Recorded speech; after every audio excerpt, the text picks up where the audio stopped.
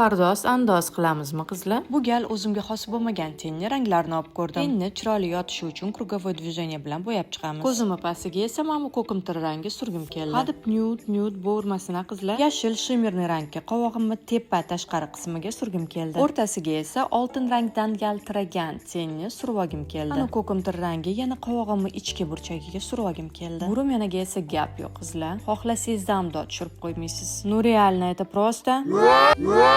Rumyanani hamda xonimga ham burnimga surib olaman. Qizlar, bu highlighter esa просто mechta. Ishonmasanglar o'zingizlar qaranglar. Prям menga to'g'ri keladigan shampaniya otteniqda. Burnim ucham yaltirab turishi shart. Nimaga deb so'ramanglar. Ikona tushini umrimda birinchi marta mana hozir ishlatib ko'raman. Tushning shotkasi mana shunaqa fibroviy.